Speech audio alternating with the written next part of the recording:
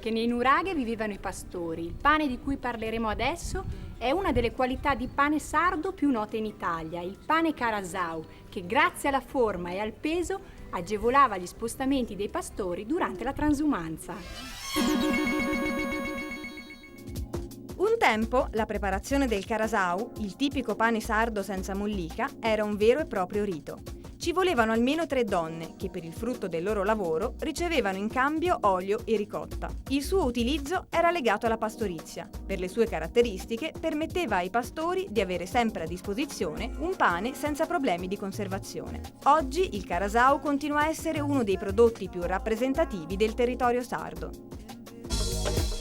Nel 2001 abbiamo iniziato l'attività del pane carasau in questo laboratorio, però l'idea è nata nel 96, quando abbiamo deciso insieme a mio fratello e mia cognata di chiedere aiuto alla regione tramite una legge regionale, la 28 dell'84, sull'imprenditoria giovanile. Con questi fondi abbiamo comprato tutti quei macchinari che ci servivano per fare il pane carasau. Produciamo qui in questo laboratorio 17 quintali di pane carasau al giorno.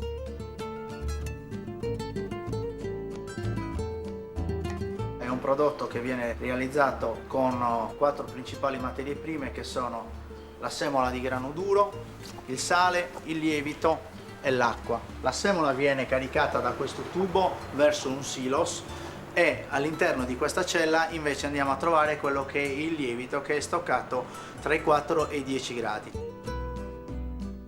Dal magazzino di stoccaggio abbiamo le materie prime che salgono in produzione e attraverso questa tramoggia viene trasferita in questa impastatrice la semola di grano duro rimacinata, viene trasferita l'acqua e viene aggiunto il lievito e il sale. L'impastatrice lavora per la preparazione dell'impasto e dopo la preparazione dell'impasto questo viene trasferito all'interno di questo tavolo in cui viene effettuata la fase di riposo e di prima lievitazione per quanto riguarda il pane carasau.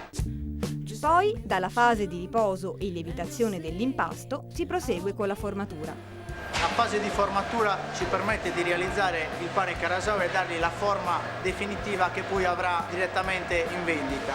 Quindi il macchinario della calibratura ci permette di definire quello che è lo spessore della pasta e quindi del pane. Successivamente da questo macchinario di calibratura passa nel macchinario della formatura, cioè viene fatta la forma circolare del pane attraverso uno stampo specifico. Questa macchina è collegata con la cella di lievitazione attraverso un nastro trasportatore. Nella cella sta circa 30-35 minuti a temperatura e umidità controllata e lievita il pane.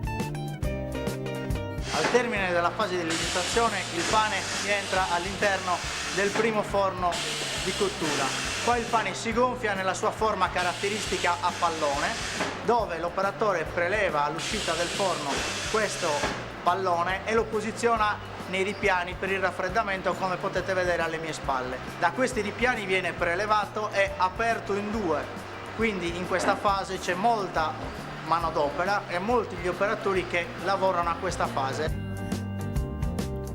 Passiamo a questa fase, biscottatura o carasatura, cioè quella fase che dà il nome caratteristico al pane.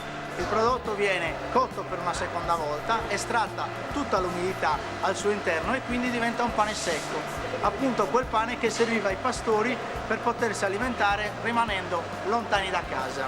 Alla fine di questa fase viene impilato e poi successivamente pesato. Dalla pesatura si passa alla pressatura, quindi il pane viene posto sopra una pressa che schiaccia il pane e lo mantiene piatto. Da qua poi si passa al raffreddamento e successivamente al confezionamento.